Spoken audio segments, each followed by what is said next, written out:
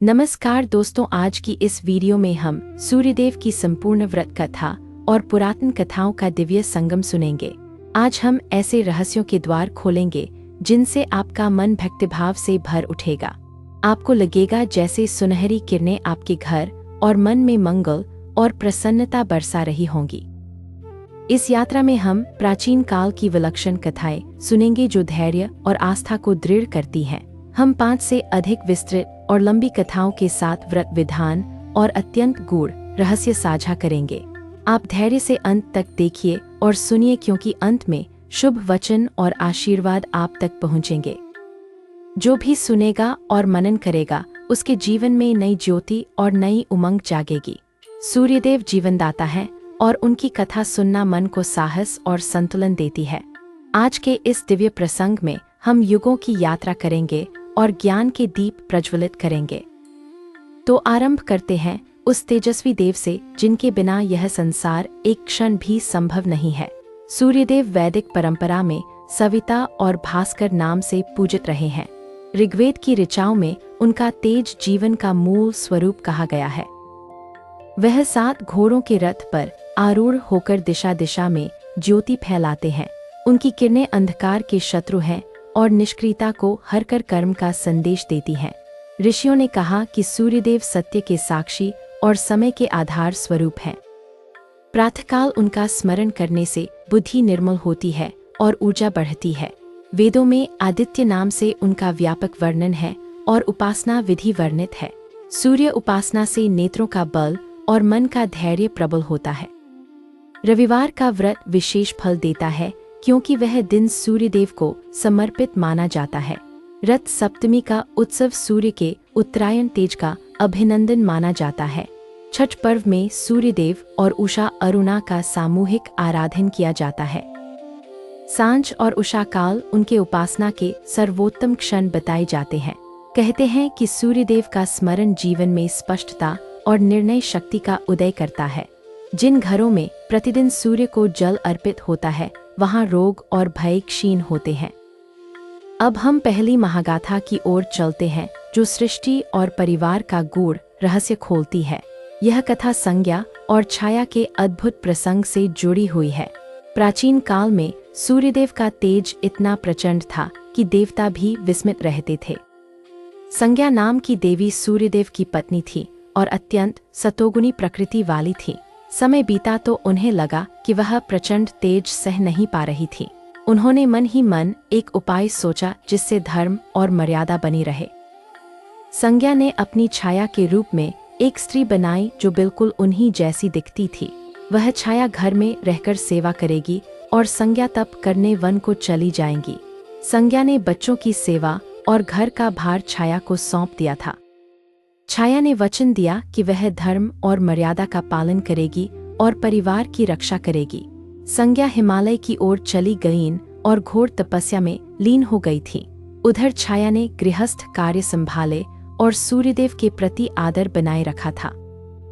समय के साथ छाया के मन में अपने बच्चों के प्रति विशेष आग्रह बढ़ने लगा था। संज्ञा से जन्मे यम और यमुना को उससे सामान्य अपनापन मिलता दिखता था। छाया से जन्मे शनि और तप्ती के प्रति उसका झुकाव अधिक होने लगा था। यम को कभी कठोर बोली सुननी पड़ती और यमुना का हर्ष दबा सा रहता था। बच्चों ने अंतर समझा और पिता के समक्ष सत्य जानने की प्रार्थना की थी। सूर्यदेव को व्यवहार में भेद दिखा तो उनके मन में शंका उत्पन्न हुई। उन्होंने छाया से पूछा कि क्या कोई रहस्य है जिसे वह छिपा रही है। छाया ने पहले टाला, फिर परिस्थितियों ने उसे सच स्वीकारने को विवश कर दिया था। तभी सूर्यदेव ने दिव्य दृष्टि से सब देखा और संज्ञा का तपस्थल जान लिया। उन्होंने रूप बदलकर वहां पहुंचकर संज्ञा से पूरे प्रसंग का समाधान पूछा था। संज्ञा ने कहा कि वह तेज के कारण तप के द्वारा स्वयं को अनुकूल बना रही थी। सूर्यदेव ने समझा कि तेज का संतुलन भी आवश्यक है, तभी परिवार सुखी रहता है। कथा कहती है कि सूर्यदेव ने अपना तेज थोड़ा संयत किया था। यम को न्याय का वर मिला और यमुना को निर्मलता का वरदान प्राप्त हुआ। शनि को दृष्टि का बल और कर्मफल के न्याय का अधिकार दिया गया। तप्ती को पावन प्रवाह का आशीर्वाद मिला और परिवार में संतुलन स्थापित हुआ। इस कथा से परिवार में न्याय और समानता का महत्व प्रकट होता है। सूर्यदेव का तेज जब करुणा से मिलता है तब धर्म स्थिर रहता है। अब दूसरी दीर्घ कथा सुनते हैं जो रोग विमोचन और आराधना की पराकाष्ठा बताती है। यह कथा श्री कृष्ण पुत्र सांब से जुड़ी है जिसे दारुण कष्ट का सामना करना पड़ा। प्राचीन द्वारका में सांब वीर और चतुर थे और कला कौशल में प्रवीण थे। एक समय मिथ्या आचरण के कारण उन पर भारी दोष का कलंक लगा था। कुछ वर्णनों में ऋषि के शाप से उन्हें कुष्ठ रोग हो गया था। राजमहल में वैद्य और औषधियां बहुत हुईं पर रोग घटा नहीं था। तब देवर्षियों ने कहा कि सूर्यदेव की आराधना ही उत्तम उपाय होगी। सांब ने दृढ़ निश्चय किया और तट पर जाकर कठोर उपवास धारण किया। वह उगते सूर्य की ओर निरंतर ध्यान करके मन को एकाग्र रखते थे। दिन के ताप और रात की ठंड में वह अडिग रहे और तप करते रहे। अधरों पर सूर्य नाम और हृदय में श्रद्धा की धारा बहती रही। सूर्यदेव उनकी सत्य निष्ठा से प्रसन्न हुए और प्रकट होकर वरदान दिया। उन्होंने सांब को रोगमुक्त होने का आशीष देकर चिकित्सा उपक्रम भी बताया। लवण जल में स्नान और सूर्य को अर्घ्य अर्पण का विधान बताया गया। कई प्रातः और संध्याओं तक वह विधि पूर्वक अर्घ्य अर्पित करते रहे। रोग का दारुण दंश धीरे धीरे दूर हुआ और शरीर स्वस्थ होने लगा। सांब ने सूर्यदेव का भव्य मंदिर बनवाया जहां भक्त रोगमुक्ति की प्रार्थना करते हैं। वह पवित्र तीर्थ प्राचीन समय में सुप्रसिद्ध हुआ और यात्रियों का स्थल बना। कथा बताती है कि दृढ़ उपासना और अनुशासन से विषम संकट भी मिट जाते हैं। सूर्यदेव आराधक के मन की प्रामाणिकता को शीघ्र पहचान लेते हैं। जब संकल्प स्थिर और मन निष्कपट होता है तब अनुग्रह बरसता है। भक्ति और वैद्यक का संगम भी महत्वपूर्ण है जिससे तन और मन संतुलित रहता है। सांप की कथा आज भी रोग और भय से जूझते मनोबल को प्रेरित करती है। अगली कथा दानवीरता और तपस्या का अद्भुत संगम है जो महाभारत से जुड़ी है। यह कथा कर्ण की है जो सूर्यवंशी तेज और विशाल हृदय का धनी विख्यात हुआ। कर्ण का जन्म रहस्यपूर्ण कहा गया और सूर्यदेव की कृपा का परिणाम माना गया। कुंती ने सिद्ध मंत्र से सूर्यदेव का आवाहन किया था। कर्ण का जन्म दिव्य कवच कुंडल सहित हुआ जो अद्भुत सुरक्षा प्रदान करते थे। बचपन में उसे सारथी के घर पालन मिला और वह राधेय कहलाया। कर्ण ने धनुर्विद्या में विशिष्टता पाई और प्रतिज्ञा की कि वह दानवीर रहेगा। दैनिक सूर्य पूजन के बाद वह किसी को खाली हाथ नहीं लौटाता था। उसके आंगन में सूर्यास्त तक आशीष और दान की धारा बहती रहती थी। एक दिन ब्राह्मण वेश में देवराज उसके द्वार पर पहुंचे थे। उन्होंने कर्ण से कवच और कुंडल दान में मांगे और कर्ण विचलित नहीं हुआ। उसने बिना हिचक के अपने जीवन की रक्षा छोड़कर धर्म की रक्षा चुनी थी। उसकी देह से कवच कुंडल उतरे तो रक्त बही पर मन स्थिर रहा। सूर्यदेव ने कहा कि दान का तेज तुम्हारी कीर्ति को अमर करेगा। कर्ण ने प्रतिज्ञा निभाई और युद्धभूमि में धैर्य और पराक्रम का परिचय दिया था। कथा सिखाती है कि सत्य दान में भय और लाभ की गणना नहीं रहती। सूर्य पूजन से उत्पन्न तेज साहस में बदलता है और मन को करुण बनाता है। कर्ण की छाया आज भी हमें विशाल हृदय बनने की प्रेरणा देती है। अब एक सुकोमल परंतु शक्तिमय कथा गुरुत्व और शिष्यत्व के बंधन की सुनते हैं। यह कथा हनुमान की है जिन्होंने सूर्यदेव को गुरु के रूप में अपनाया था। हनुमान बाल्यकाल में ही तेजस्वी और जिज्ञासु थे और ज्ञान पाने को तत्पर थे। उन्होंने निश्चय किया कि सृष्टि के साक्षी सूर्यदेव ही सर्वश्रेष्ठ गुरु होंगे। सूर्यदेव के रथ की गति क्षण मात्र भी नहीं रुकती थी। हनुमान ने विनय से कहा कि मैं रथ के सम्मुख उड़कर पाठ सुन लूंगा। उन्होंने रथ की गति के साथ ताल मिलाकर अपना मन स्थिर रखा था। सूर्यदेव ने कहा कि शिष्यता का अर्थ अनुशासन और सतत परिश्रम होता है। हनुमान ने प्रत्येक अक्षर को हृदय में अंकित किया और विद्या का सागर पिया। पाठ में वेद वेदांग व्याकरण नीति आयुर्विज्ञान और ज्योतिष का समावेश हुआ था। अंत में गुरु दक्षिणा की बात आई तो हनुमान ने विनीत प्रार्थना की। उन्होंने कहा कि गुरु की आज्ञा ही मेरी श्रेष्ठ दक्षिणा मानी जाएगी। सूर्यदेव ने सुग्रीव सेवा का संकेत दिया और हनुमान ने आज्ञा मान ली। यह कथा बताती है कि निरंतरता के साथ सीखने की इच्छा चमत्कार कर देती है। सूर्यदेव गुरुत्व के प्रकाशक हैं और शिष्य को सतत चलना सिखाते हैं। अब सुनते हैं एक विशाल निर्माण और अपार आस्था की कथा जो जन जन में प्रसिद्ध है। यह कथा समुद्र तट के निकट निर्मित प्राचीन सूर्य मंदिर और अद्भुत समर्पण से जुड़ी है। राजा ने संकल्प लिया कि सूर्यदेव का एक अनुपम मंदिर निर्मित किया जाएगा। समुद्र की लहरें और हवा का प्रचंड वेग निर्माण को चुनौती दे रहे थे। रथाकार योजना बनी कि मंदिर सूर्य के रथ के समान भव्य रूप ले। शिल्पी और शिष्य दिन रात परिश्रम करते और अत्यंत सूक्ष्म नक्काशी सजाते थे। ऊंचाई और भार के कारण शिखर का स्थापत्य सबसे कठिन कार्य बन गया। ग्राम के लोग चिंतित हुए कि यदि कार्य रुका तो विपत्ति आएगी। कहा जाता है कि एक बालक ने साहस करके समाधान का उपाय सुझाया था। उसने कठिन गणना और संतुलन का रहस्य समझा और शिखर का युक्ति मार्ग बताया। शिल्पियों ने विधि मानकर वही किया और शिखर दृढ़ होकर खड़ा हो गया। समुद्र की आंधियां भी उसे डिगा न सकी और दीपक की लौ स्थिर रही। लोगों ने बालक को सूर्यदेव का दूत माना जिसने कार्य सिद्ध किया था। मंदिर में आरती हुई और सूर्य की किरणें प्रतिमा पर पड़ी तो चमत्कार सा दिखा। छायाएं रथ के पहियों पर घूमती दिखी और सबके मन में रोमांच छा गया। मंदिर के पत्थर ज्ञान और श्रम के सार से चमक उठे थे।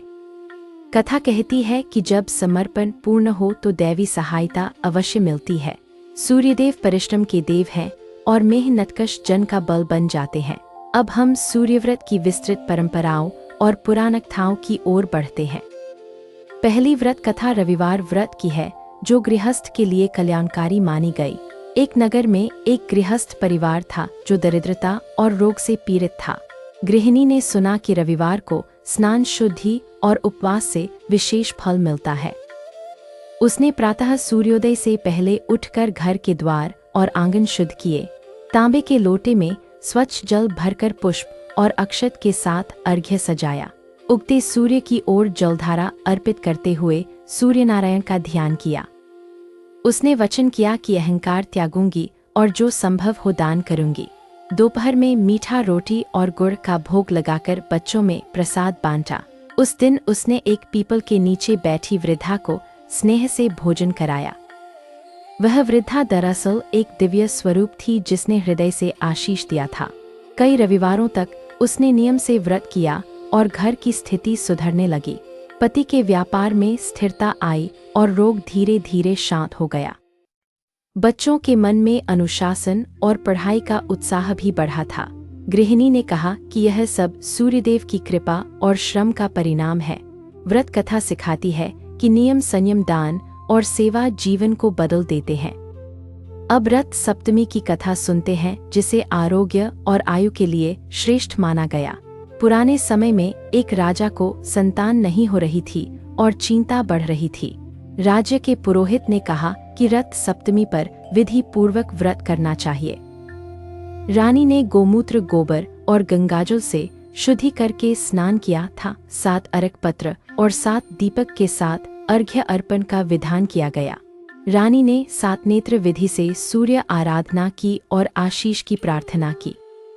व्रत के बाद उसने रोगियों को औषध दान और दीनों को अन्न दान किया। कुछ ही ऋतुओं में उसके आंगन में बालरव गूंज उठा और आनंद भर गया। राजा ने न्याय और सत्य की राह पकड़ी और प्रजा को सुख दिया था। रथ सप्तमी का संदेश है कि 7 गुणों का प्रकाश जीवन को समृद्ध करता है। अब छठ व्रत की महिमा सुनते हैं जो सूर्य और उषा के समन्वय का पर्व है। प्राचीन जनश्रुति कहती है कि एक राजा का राज्य सूखे और रोग से घिर गया। राजकुमारी ने व्रत का संकल्प लिया और 6 चरणों वाले संयम को अपनाया। उसने शुद्धता, साधना, सेवा, संयम, सादगी और सत्यता का पालन किया। नदी तट पर खड़े होकर अस्ताचल सूर्य को अर्घ्य अर्पित किया गया। रात्रि में गीत और जागरण के साथ मन में आस्था की लौ जलती रही। प्रातःकाल उदीयमान सूर्य को अर्घ्य देकर कृतज्ञता प्रकट की गई थी। व्रत के उपरांत राज्य में वर्षा हुई और खेतों में हरियाली लौट आई। रोग घटे और मनुष्यों के चेहरे पर आशा का प्रकाश फैल गया। छठ व्रत सिखाता है कि प्रकृति और पुरुषार्थ का संतुलन ही समृद्धि बनाता है। अब हम एक और पुरातन कथा सुनते हैं जिसमें सूर्यदेव साधु की परीक्षा लेते हैं। एक तपस्वी प्रतिदिन नदी में खड़े होकर सूर्य को अर्घ्य दिया करता था। वह प्रार्थना करता कि मुझे ऐसा मन दो जो किसी से द्वेष न करे। एक दिन एक व्यापारी ने उसके अर्घ्य पात्र को छीन लिया था। तपस्वी शांत रहा और मुस्कुराकर कहा कि मेरा अर्घ्य तो मन से जाता है। सूर्यदेव प्रकट हुए और बोले कि संयम से बड़ा कोई तीर्थ नहीं होता। उन्होंने तपस्वी को सिद्धि दी कि उसके स्पर्श से रोगों का नाश होगा। तब से वह साधु सभी आगंतुकों की सेवा करके रोग शांति का कार्य करने लगा। कथा संकेत देती है कि बाह्य साधन से बड़ा आंतरिक भाव होता है। अब हम व्रत विधान के सरल चरण साझा करते हैं जो जन सामान्य के अनुकूल हैं। प्रातः ब्रह्म मुहूर्त में उठकर स्वच्छ जल से स्नान करना उत्तम माना जाता है। पूर्व दिशा की ओर खड़े होकर तांबे के पात्र में जल भरना चाहिए। जल में लाल पुष्प, कुमकुम, अक्षत और गुड़ की स्वल्प मात्रा रखना श्रेष्ठ होता है। उगते सूर्य के सम्मुख 3 या 7 बार अर्घ्य देकर प्रणाम करें। अर्घ्य देते समय सूर्यदेव के गुण और प्रकाश का ध्यान करते रहना चाहिए। व्रत के दिन सत्य वचन, संयमित भोजन और परोपकार का संकल्प लेना चाहिए। संध्या समय पुनः अर्घ्य देकर दिन भर के कर्म के लिए कृतज्ञता प्रकट करें। दान में लाल वस्त्र, तांबे का पात्र, गुड़ और गेहूं देना शुभ माना जाता है। रोग निवारण के इच्छुक नेत्र और त्वचा की रक्षा हेतु प्रार्थना कर सकते हैं। विद्यार्थी एकाग्रता और स्मरण शक्ति के लिए सूर्यदेव से प्रार्थना करें। गृहस्थ आर्थिक संयम और श्रम के सतत प्रवाह के लिए आशीष मांगे। यात्री सुरक्षित मार्ग और स्पष्ट दिशा के लिए विनम्र होकर प्रणाम करें। कृषक समय पर वर्षा और खेत की उर्वरता के लिए आराधना करते रहें।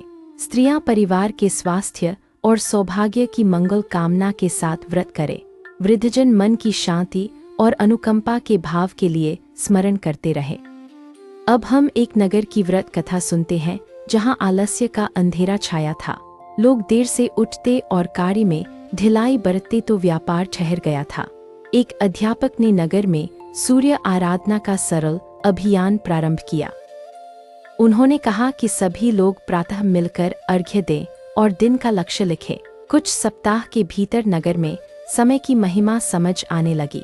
किराने वाले समय पर दुकान खोलने लगे और शिल्पी दिन भर मन लगाकर काम करने लगे। छात्र भी प्रातः अध्ययन करने लगे और खेल के लिए समय निकालने लगे। नगर में उत्पादन बढ़ा और छोटी छोटी इकाइयों में नई स्फूर्ति आ गई। लोगों ने कहा कि सूर्यदेव ने हमारे भीतर श्रम और सजगता जगाई है। यह कथा सिखाती है कि अनुशासन ही समृद्धि और संतोष का प्रथम सोपान होता है।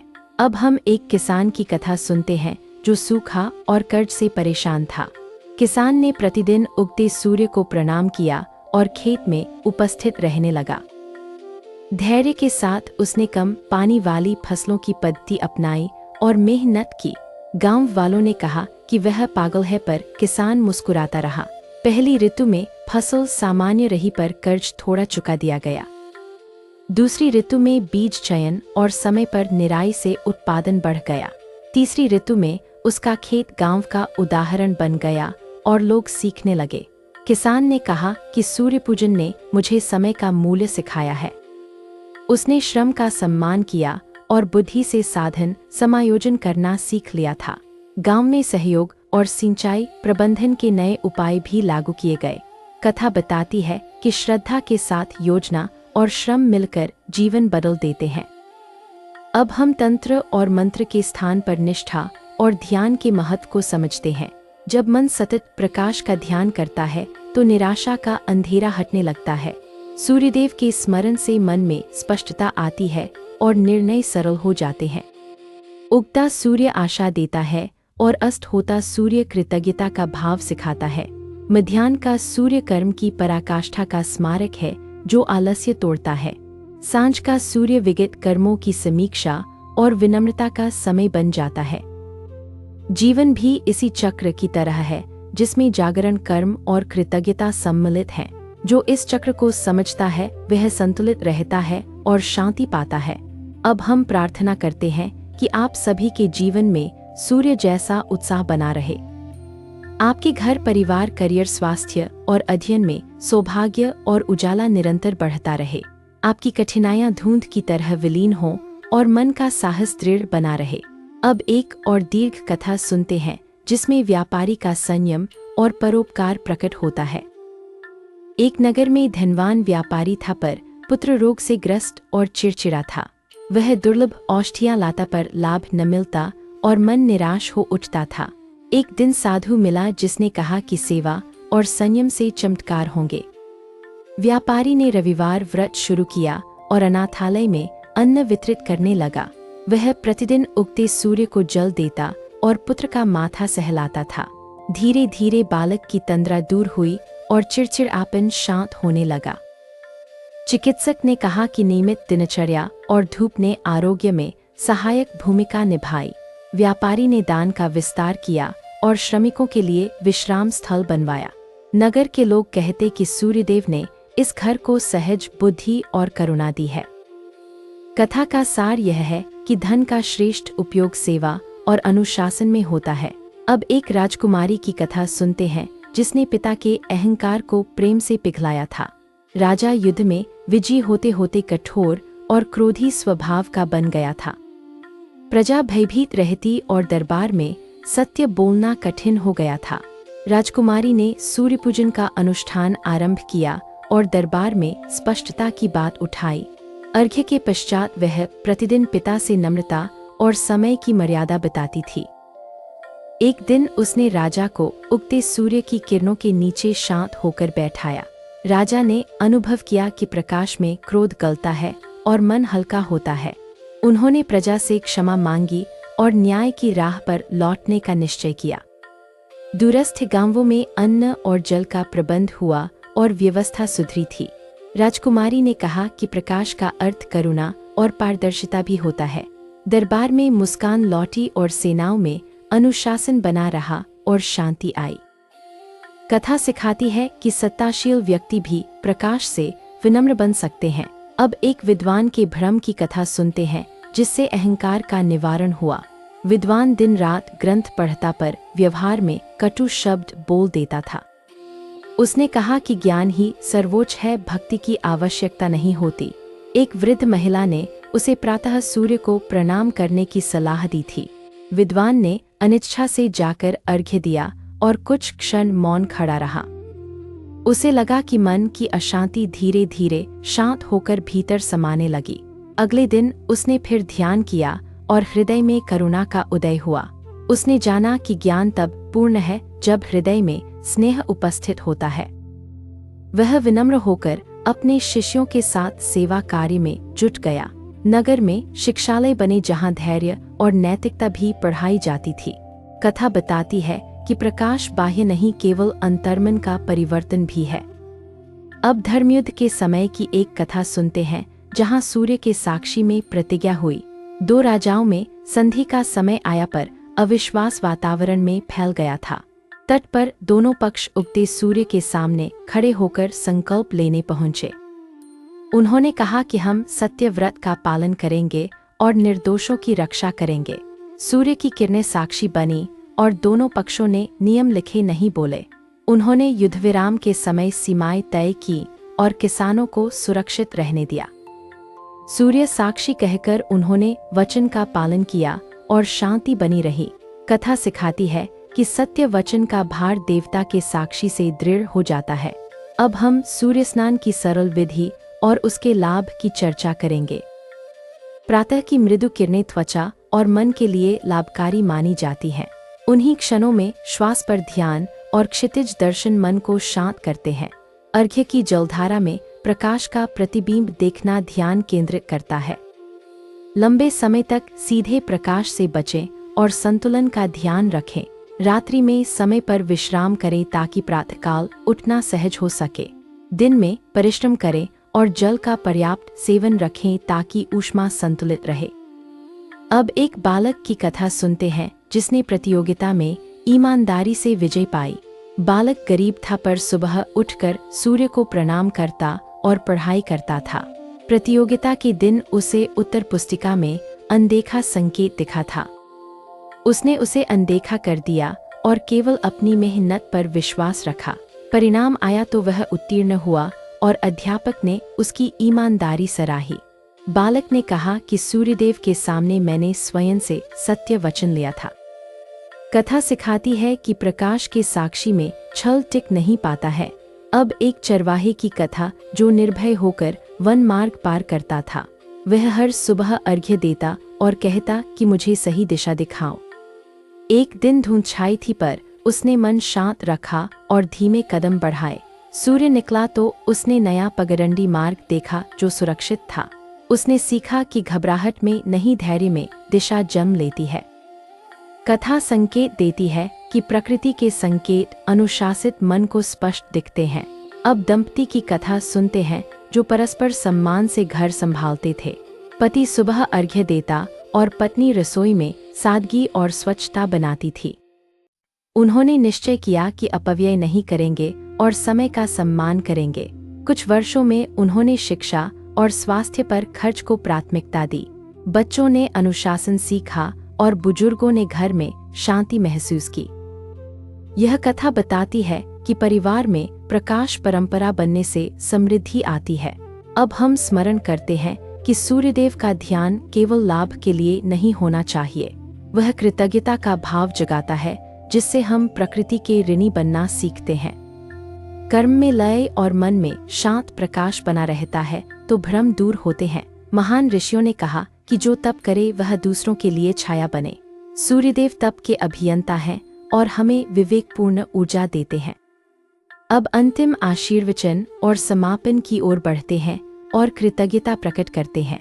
आप सभी श्रोता और दर्शक इस यात्रा में हमारे साथ प्रकाश की ओर चले हैं। आपके घर में स्फूर्ति और सतत आनंद बना रहे और रोग दूर हों। आपके संकल्प सफल हों और आपके कर्म अनुशासन से आलोकित बने रहें। सूर्यदेव आपकी बुद्धि को प्रशस्ति दे और आपके हृदय को करुणा से भर दे। हम फिर मिलेंगे नई कथाओं के साथ, तब तक प्रकाश और प्रार्थना को जीवित रखें। अब हम एक प्राचीन तीर्थ की कथा सुनते हैं जहां सूर्योदय अद्भुत दिखता था। तीर्थ के तट पर ऋषिगण तप करते और यात्रियों को नीति का उपदेश देते थे। एक दिन अनाथ बालिका आई जिसने केवल एक वस्त्र और आशा धारण की थी। ऋषि ने उसे कामधेनु जैसा प्रेम दिया और शिक्षा का मार्ग दिखाया। बालिका प्रतिदिन सूर्य को प्रणाम कर अक्षर सीखती और जल लाती थी। वर्षों बाद वह शिक्षिका बनी और गांव में ज्ञान के दीप जला दिए। तीर्थ की ख्याति बढ़ी और लोग कहते कि यहाँ प्रकाश मनुष्य बनाता है। कथा सिखाती है कि आराधना और शिक्षा साथ चलें तो समाज बदलता है। अब एक सेनानी की कथा सुनते हैं जिसने युद्ध के बजाय नीति चुनी थी। वह सुबह सूर्य के समक्ष शस्त्र रखकर प्रतिज्ञा करता कि निर्दोष नहीं दुखी हो। वह शत्रु के गांवों को अन्न और जल की आपूर्ति सुरक्षित रहने देता था। युद्ध समाप्त हुआ तो दोनों पक्षों ने उसे तेज और करुणा का योद्धा माना। सेनानी ने कहा कि सूर्य की सीख न्याय और मर्यादा का प्रकाश है। कथा बताती है कि वीरता का अर्थ पराजय नहीं पर पीड़ा से बचाव भी होता है। अब एक कलाकार की कथा सुनते हैं जिसने मंदिर में अलौकिक भित्ति चित्र बनाए थे। वह प्रतिदिन उगते सूर्य को देखकर रंगों की भाषा समझता और रचता था। उसने 7 रंगों की संयोजना से रथ के पहिए और घोड़े उकेरे थे। चित्रों में प्रकाश का फैलाव ऐसा था कि दीवारें जीवित लगती थीं। लोग कहते कि कलाकार ने सूर्यदेव से रंगों की शुद्धता का वरदान पाया। कथा सिखाती है कि साधना हर कला को दिव्यता से जोड़ देती है। अब एक चिकित्सक की कथा सुनते हैं जिसने गांव में स्वास्थ्य का अभियान चलाया। वह पानी स्वच्छ रखने और सुबह धूप में बैठने की सलाह देता था। उसने कहा कि धूप संयमित मात्रा में देह को शक्ति देती है। गांव के बच्चे प्रातः खेलते और वृद्धजन चाल चलने की आदत अपनाते थे। मलेरिया और त्वचा रोगों की घटनाएं घटी और लोग आभारी हुए। चिकित्सक ने कहा कि सूर्यदेव स्वास्थ्य, अनुशासन और स्वच्छता के देव भी हैं। अब एक नाविक की कथा सुनते हैं जो समुद्र में दिशाएं पहचानता था। वह सूर्योदय और सूर्यास्त के आधार पर मार्ग तय करता और तारों को पढ़ता था। एक तूफानी रात उसे दिशा भूले बिना धैर्य रखना पड़ा था। सुबह की पहली किरण ने दिशा बताई और जहाज तट तक सुरक्षित पहुंचा। नाविक ने प्रणाम किया और कहा कि प्रकाश का धैर्य ही मेरा सहारा है। कथा बताती है कि ज्ञान और धैर्य एक साथ हों तो संकट कटते हैं। अब एक वनवासी जन की कथा सुनते हैं जो सूर्य गीत गाते थे। वह लोग हर सुबह पर्वत श्रृंखलाओं पर खड़े होकर सामूहिक स्तुति करते थे। गीतों में श्रम का गौरव और प्रकृति के प्रति सम्मान का घोष रहता था।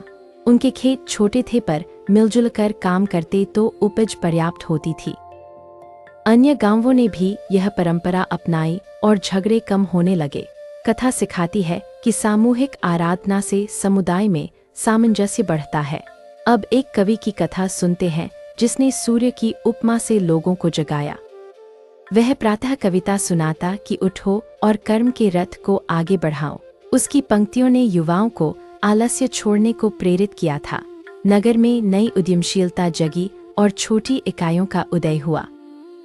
कवि ने कहा कि शब्द तभी सफल होते हैं जब कर्म जगाते हैं।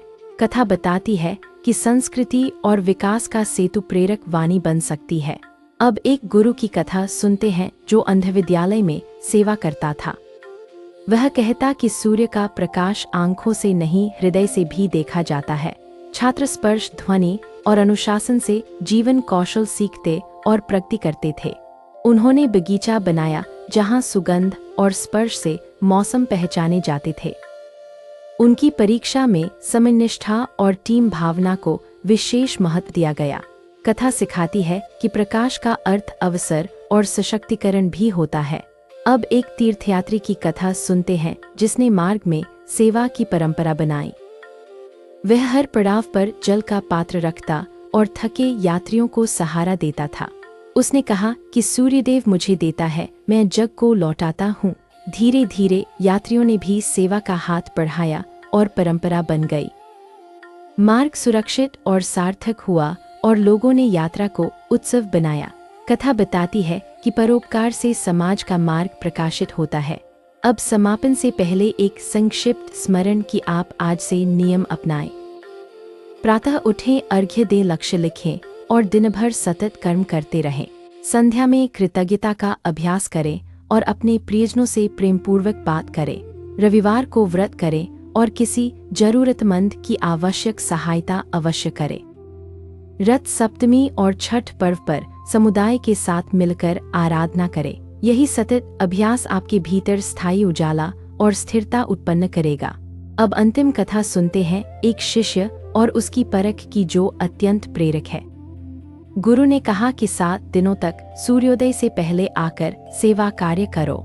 शिष्य तीसरे दिन देर से पहुंचा पर उसने सच बोला और क्षमा मांगी। गुरु ने कहा कि सत्य बोलना ही तुम्हारी सबसे बड़ी विजय है। अगले दिनों में वह समयनिष्ठ हो गया और साथियों को भी प्रेरित किया। सप्ताह समाप्त हुआ तो गुरु ने उसे नेतृत्व का कार्य सौंपा। कथा कहती है कि भूल सुधार और सत्यनिष्ठा से व्यक्ति तेजस्वी बनता है। अब हम सूर्यदेव को प्रणाम करते हैं कि सबके घर में शांति बनी रहे। जो भी इस कथा यात्रा में साथ रहे उन्हें समृद्धि और स्वास्थ्य मिले। आपके प्रयास सफल हों और मन में आनंद की किरणें सदा दमकती रहे। सूर्यदेव सभी दिशाओं में उजाला करे और अज्ञान का पर्दा हटे। यही मंगल कामना और आशीर्वाद के साथ आज की कथा का समापन करते हैं। धन्यवाद दोस्तों, अगली बार नई कथाओं और प्रेरणाओं के साथ फिर मिलेंगे। तब तक आप सभी प्रातकालीन प्रकाश के साथ नई शुरुआत करते रहें। आपके जीवन में करुणा और परिश्रम की संयुक्त धारा बहती रहे। यही वह सूत्र है जिससे हर दिन नया और ओजस्वी बनता है।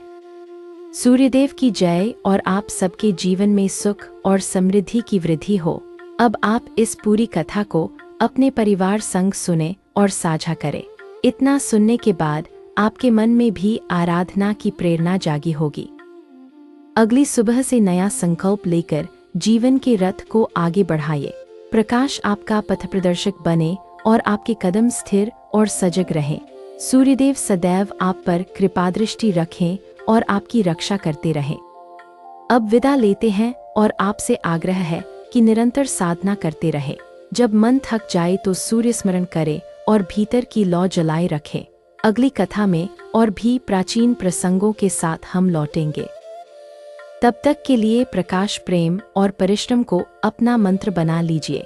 एक बार फिर सूर्यदेव की अनुकंपा के साथ सभी को हृदय से प्रणाम। जय सूर्य नारायण और सबका कल्याण हो, यही हमारी अंतःकरण से प्रार्थना है। अब एक छोटी स्मृति की हर नया दिन नई संभावना लेकर आता है।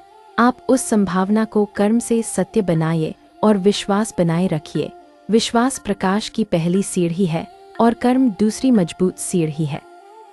इन दोनों के साथ आप दूर तक चलेंगे और सफल होंगे। परिवार, समाज और प्रकृति के प्रति आभार जताते रहिए और विनम्र बनिए। सूर्यदेव का प्रकाश आपको भीतर से बाहर तक आलोकित करता रहे। यही समस्त कथाओं का मर्म है जो हमने आज साझा किया। धन्यवाद और पुनः मिलन तक आप सभी के लिए मंगल संदेश। प्रकाश रहे जीवन में और जीवन बने किसी और के लिए प्रकाश। यही अंतिम वाक्य आपकी स्मृति में आज का प्रसाद बनकर रह जाए।